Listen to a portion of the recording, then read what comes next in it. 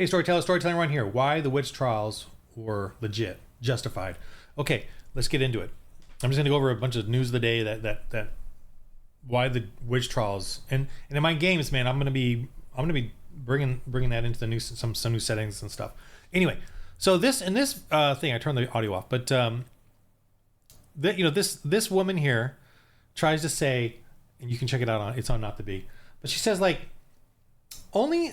Why does Trump got to say that, say scary stuff when only in Colorado, the Venezuelan gangs taking over the apartment complexes? She said, only a handful of apartment complexes. And JD Vance is like, listen to yourself. You're saying only a handful of apartment complexes here in America are taken over by Venezuelan gangs. She's saying only a handful. It's no big deal. And, I'm paraphrasing, and then he's like, listen to what you're saying. And she's like, doesn't care. That's why I'm a Calvinist, by the way. These women, the Democrats on the left like that, you're like, how can they believe like that? God obviously made them that way. I'm sorry, but that's just, that's kind of the reason I really like solidify my belief in Calvinism, where the elect are, God created the elect and then God created the wicked, and you just keep saying the truth to them, and they just like, it's only a handful. That's what I'm just like, in a humorous way, I'm just saying, well, there's Calvinism. They just reject God. They support abortion. They child sacrifice. I just feel like, God said, hey, here's the game of life, and here's the wicked people, and let's see what you do as the chosen. That's just, it's my, okay. So she's just saying, oh, it's only a handful. It's no big deal. And he's like, listen to you. Look what you're saying. Why are you're so focused on attacking Trump? Then there's Venezuelan gangs taking over apartment complexes here in America, and and they're allowing it to happen. So this is hilarious. All right, she's a witch. She's a witch. It's only a handful. To me, that the liberals say that they always add that in. Oh, it's only a handful. It's only a handful of murders. It's not really life. It's a fetus. It's only a little this. It's only a little that. The murder is only a little bit. It's not a big deal. So this is they're calling it polyamory now, which actually is polygamy, and it's child, in most of the countries it's child slavery, child trafficking. It's huge now. It's exploding because we don't have white colonialist, churches. And by the way, white colonialism is their code word for church. Jesus Christ. They hate. That's what they hate. They know that in the world, the Christendom was survived only in white Europe, and the rest of the world did not have it, or not to any extent. The church, the Protestant, the Catholic Church, the Protestant Church, the Orthodox, and the rest of the world was just pagan, whatever, Islamic. They don't criticize Islam. They don't criticize paganism. I mean, they make tokeny, but they want to stop Christianity, the church. That's what they're after. That's in their hearts. I'm a Calvinist, so that's what they're after. That's what they're trying to end. And it's exploding now because we have receded. We have surrendered the church, the culture, to the left, the screaming, whining, moaning, woke left.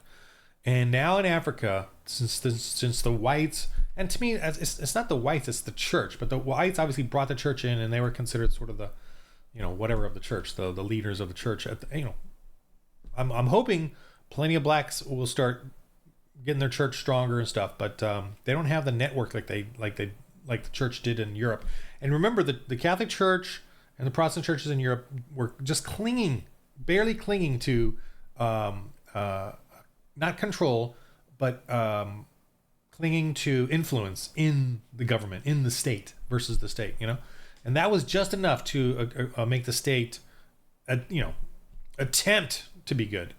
But it's really bad. 130 million African girls and women today married as children. It's getting really bad, and here UNICEF, children sold and bought as sexual slaves. A 55-year-old Afghan Muslim marries a child. Old Afghans marry children who are not even 9 years old yet, because just like we lost Vietnam because of the Democrats, we lost Vietnam because of Afghanistan because of the Democrats. The same thing happened. Nixon, the Republican, made the Paris Peace Accord legit, actual thing, and there was a truce, and so the South Vietnam was free and the North Vietnam was communist. And then Nixon, with the mainstream media, got impeached, got weakened, And Nixon ended the Vietnam War, by the way, with a victory. And then the Democrats and the mainstream media were able to get him impeached. There's a movie about it. And after they got him impeached, they said, we are never going to support the Paris Peace Accord or whatever.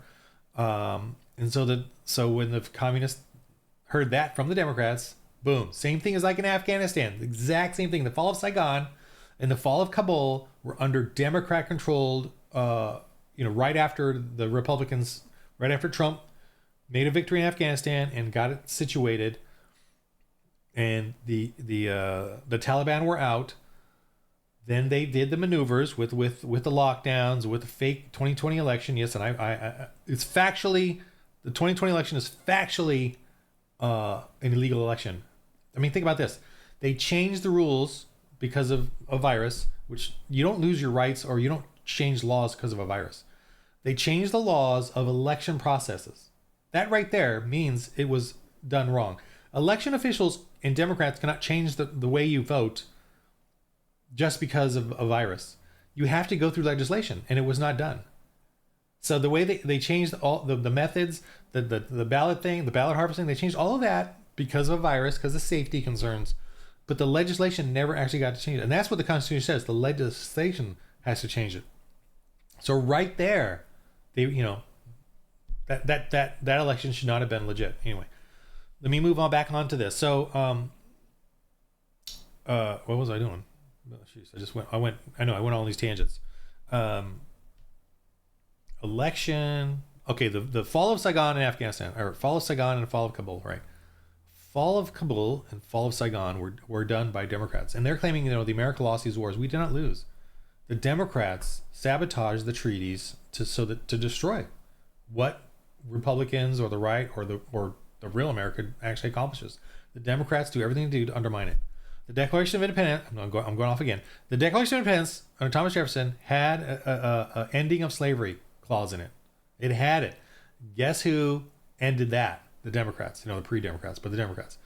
They said they would not even fight for freedom if he didn't take that out. And then, of course, today, look at the Democrats. They blame the right. They blame America for the slavery. They're the ones who caused it. They blame us for losing Vietnam. They're the ones who caused it. And now they're going to blame us for Afghanistan and losing it. That makes sense, though. Jesus. Think about this. Whenever they tell you about the party switch, like freaking Democrats, ask them this, like in the way of Jesus, would evil ever apologize for its evil? Or, like pure evil, would it ever apologize for its evil? Or would it blame good and pretend it is doing good? Blame good for the evil that it did and then pretend it's good. Would evil ever apologize? Have you ever heard the Democrat Party apologize for anything in their past that they've factually done? Or have you always heard them say, oh, it's those damn Republicans and, whatever, white supremacists. They always blame everyone for their evil. But that makes absolute sense, right? If you read the Bible, it makes absolute sense. Evil will never apologize for its evil. Notice how Republicans and the right apologize for things. Notice how we say, well, there's some bad, you notice that? A good man will never say they're good. A good man will say they have problems, they're not perfect, they'll be humble and apologetic about them, because we all know, if we're good, that we're sinners. If we're truly good, we will know what Jesus said is true. We are all sinners in need of a savior. And that's what a good man would say. An evil man would say he is good. An evil man will say he is right and doing the right thing. And without him, you would be in trouble. You would be, an evil man would do that and then come around and blame you or blame good for all the problems. And that's what the Democrat Party does. And think of it logically, just taking out anything. Pure philosophy. What would evil do? Pure evil. You will know them by their fruits. Okay? You'll know them by their fruits. Pure evil does what it does. All right. A Kentucky woman who was casting spells arrested after cooked body parts discovered in a home. Her mother's body parts is being cooked. She's casting spells.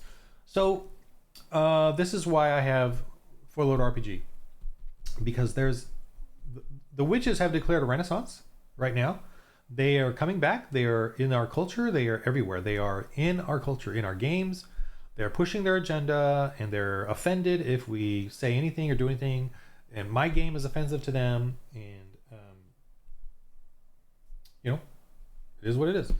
So that's why I'm doing this game, because we if you're in a church, this is the game for you. It's going to teach you. Now, you don't have to have this kind of a witch in your game.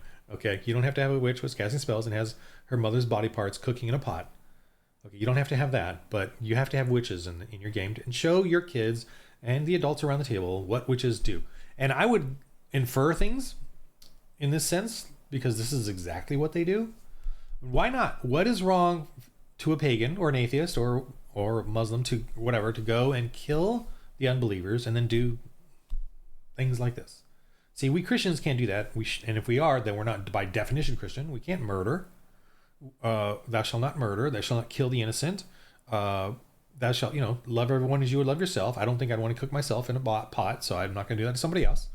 I'm not going to have anger, But for a pagan, why not? Why not? I mean, the official religion of paganism is make it up as you go. Do what's good for you. Pick and choose your gods in a D&D pantheon or in a Slavic pantheon, or what I'm trying to say. Slavic. I'm trying to say Norwegian pantheon, Scandinavian pantheon, whatever. Pick your gods and then decide on how you want to worship them and what do you want to offer them and what do you want in turn. So this is another witch to me. So she's basically getting this guy fired because he's trying to hire merit-based. She's complaining, and she's a witch. I consider her a witch, right? She's like that. She's got a little mouse, I don't know, chihuahua skull there on her thing. Witches are everywhere now especially in government. They worship government. They're in the government because they worship tyranny. They love tyranny. They love getting their little paychecks, their secure jobs. Whoa. Wait, no, Shaw is the guy. Yeah. He's trying to hire merit-based because he's a guy. And she, a former DEI strategy officer for the Oregon Department. I didn't even read most of this. I just read some of it, and then I saw the picture. I was like, okay, I don't need to read more. This is what started this entire thing. So she is saying, today, she brought this out on Columbus Day. Happy Columbus Day, by the way. European explorers ushered in a wave of devastation, violence, stealing land, and widespread disease. This is a candidate for president of the United States, and here we are. The end times, apparently. I mean, we're obviously getting closer and closer. This is more and more insanity. We are allowing the pagans to run the asylum, and she's definitely one. So this is what we're doing. And you know what? There's even like scary stuff going on in the Indian culture in America, and I'm going to say Indian. There's child trafficking, a lot of child missings. I talked to a minister or up in Canada. He was deep in the woods of that, and actually ministers to Indians, and he says there's lots of scary problems. Like it almost sounded Cthulhu-ish the way he was talking, because they're all pagan. They're all supporting paganism again. They're leaving like the Catholic Church. Remember, the Catholic Church was falsely blamed for mass graves in Canada, which turned out to be false. But I think 80 churches got burned down because of the false reporting of these mass graves that they then finally dug into and found nothing, even though they claimed through radar that there was mass graves of Indians. And I did another video on that, but I looked up the Indian schools, and it turned out they were wonderful. They had football, they had sports, they had these big pictures of all the kids and uniforms and football uniforms. And, and what I read too was most of the Indian families wanted their kids to go to these because they would get a better education. They would get to hang out with other Indians. They would learn about God. And then here we are doing this. So by the way, my game is exactly about this, about European explorers, about Christians, evangelizing and church planting. Obviously the Dark Ages one is about Europe. They're evangelizing and Christianizing Europe. They're colonizing Europe. That's what they did first in the 6th century. They colonized Europe. Then after that, with such success and wonderful, incredible, I'm reading up and watching the whole thing of the Age of Sails and how that, and the ships that were made and the technology and the desire to expand as Christians and how wonderful and it's just an amazing. It's sad how we just don't know about this history anymore. We're sort of forgetting it all, and yet it's pretty incredible. And the whole Christian culture of it all is just wonderful. I mean, look at today. Every celebrity wants to go to Europe for vacation. They always go to Europe. I mean, a couple of little places in Bali or whatever, but for the most part, they go to Europe. Why do they go to Europe? Because the Catholic Church, ruled it with an iron fist, supposedly. They go to Spain. They go to Portugal. They go to Italy, Greece, all Catholic, or all churches, Christians. I mean, obviously the church is weaker and weaker today, but the history and the culture that is still clinging on is Christian, definitely Christian, hardcore Christian, and that's where we all want to go. All the rich celebrities want to go to their vacation. What a bunch of liars! What a bunch of hypocrites! But hypocrisy is not an issue for pagans, right? For godless, they don't care. They don't care that they're destroying the Christian culture while enjoying it while it's still around. They don't care, because of Calvinism. Calvinism to me doesn't mean that you shouldn't evangelize to them. You should evangelize to everyone, even the unchosen. You need to. We as Calvinists, we need to find the ones to be saved, but we also need to subdue evil, just for our own safety. So the church culture is the way to do it, and that's another thing too. I'm gonna do another video. I keep going on all these tangents, but why not? The pro-life movement to me is a little disappointing in this sense, and I'm not disappointed in the pro-life movement. To me, where pro-lifers should actually be focusing their protests is not at abortion centers or there. They should be protesting at their church. They should be protesting their pastors to get organized and get more political. That's kind of what I think. Same with my church. All churches should be. I think pro-lifers should protest at their own church and say, what are you doing to get us organized? The pastor doesn't have to necessarily do everything, but the pastor should facilitate protests and political action committees, or at least allow the church to do that, because there's plenty of other people that will do it. The problem with churches today, I think, is that we're all trying to be not political, which is pathetic. And I'm so against that. Even in our churches, we tiptoe on politics, but we don't actually engage in it. And the word political means people of the city. That's what it means. People of the city. Ecclesia means what was translated to church, right? From the New Testament. The King James Version did that. Ecclesia in Greek actually means political action committee. They formed ecclesias during the Greek democracies. The Greek democracy was, the way they voted is they formed ecclesias to vote in blocks. And so when the apostles say, let's form ecclesias, so I'm a little bummed that they're saying church now, because church is a little different. It's being called for, so it's a little bit different translation, but ecclesias are really, I don't know what to translate a one-word translation will be, but political action committee is what, the PAX is the way I would translate it. And we churches are like so cowardly now because, we don't have to pay taxes. I love when the left threatens to say we're going to start taxing churches, and I'm like, please tax the churches, because boy, will the pastors and the elders wake up then. Please tax us, man. Well, if only. So European explorers ushered in a wave of devastation, violence, stealing land, and widespread disease. That's a complete lie, but that's what's being taught in public schools. Let me just go down to. Oh, you see, look, here comes the far right. So here they are, there they are sacrificing. And this is even North Native American Indians were doing this. Human sacrifice, human slavery, all the time. Okay, so this wasn't just in Aztecs or whatever. This is across all of Americas, because they're pagans. That's of course what pagans do. There was no Christianity. And that's the funny thing too about the diseases killing a bunch of people. Maybe that seems like a godly thing for sure. If that wouldn't have happened, they claim like 90% of the natives were killed by a disease. Imagine that. If that wouldn't have happened, we would have, definitely never had a chance to end this human. They skinned them alive and then wore their skin. The priests did, as part of their fun pagan thing. They ate children as cannibals. That's what they did. They're cannibals. The Aztecs were cannibals. They had them in wonderful dishes. That's based on the conquistador, his own eyewitness account. he brought the church brings civilization to all nations, to everyone. To me, I would be a crazy mofo without Christianity, without Jesus. Okay, so I would be an indigenous wacko. Okay, but it's the church that has calmed me down. Thank God. So the Columbus is awesome. There's a great video where I'm gonna turn off the audio, where blah blah blah. You took our lands, and then he's all like, "Yeah, you took it from the Shawnee, the blah blah blah blah blah blah." You had wars way before we even got here, so don't give me that. So that was a great bit of a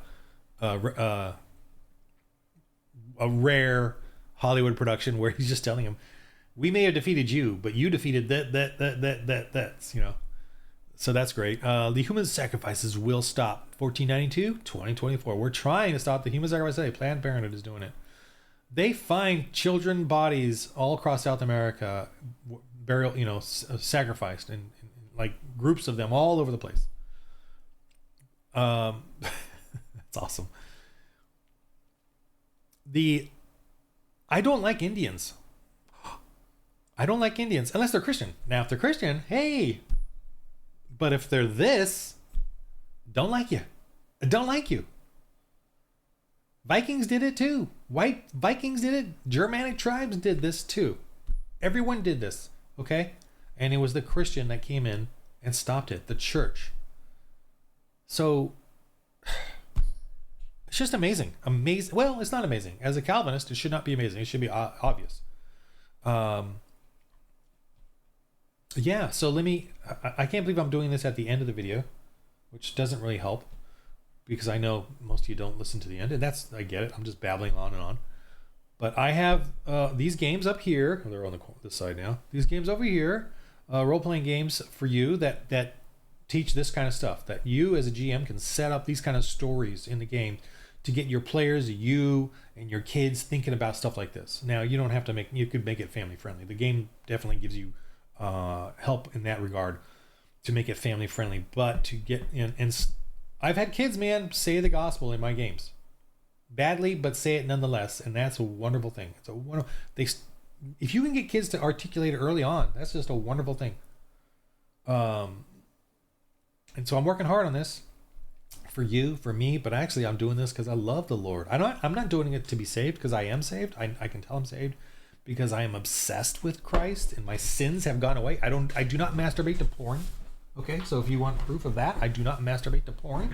If you want proof, if you're saved or not, is that your sins go away. Ask my tired, haggard wife, do I masturbate to porn? No, I do not. Okay, so you know you're saved if you're saved, okay? If you're not saved, okay, deal with it. Go get at your church, talk to your pastor, deal with it. But don't freaking be smarmy, warmy, and whiny, for crying out loud. It should be relatively easy. And if you're one of those kinds that is not saved, or you're unsure, and you're addicted to your sins and stuff, then deal with it. Stay humble. Don't be a deacon or an elder. Don't be a teacher, but don't whine and be smarmy at church either. Don't take up that much time with your pastor. Anyway, I don't go off there. Okay, so these are my games. They're awesome. I love them. I love the systems. A little tricky to begin with, but once you get into it, once you understand the concepts, you don't need to look up rules that much. It's anyway. Oh, and I also got some books on Amazon. These are on Amazon. You can do a search for these: Christians of Space, Apostles of the Epoch, and I have other stuff in there. And my name, Ron Smirnsky, on Amazon. You can find this stuff. That's a hard name to look up. But on my website, I have links to all this stuff as well. So, the game of life. We gotta bring the church back, man. Not because we have to, not because God needs it, not because Jesus needs it, but because Jesus told us the church is his bride, and we are that, and we should support the church, build the church culture, focus on the church for pro-life stuff, for political stuff, for cultural stuff, and supporting the church, and then and get to work but joyfully. Do it joyfully. Joyfully do it. Make sure whatever you're doing is joyful, not because I gave you a hard time or because someone at church says, hey, volunteer to do this, and you hate that. If you hate that, try it. For one, try these things, But if it's not for you, say it's not for me, and I'll find something else. So whatever you are doing for the church should be joyful, okay? Not, guilty or whatever. But if you're still sinning, like masturbating to porn or whatever, deal with that first. Fess it up in brother fellowship. Get fellowship to help you. I did it alone, which was really weird. But it just boom. Well, with Jesus, I mean, I didn't like have other men help me. So it was really weird how, I don't know if it was easy. It was easy, kind of, but weird. Anyway, sorry. And the game of life. Roll holy dice.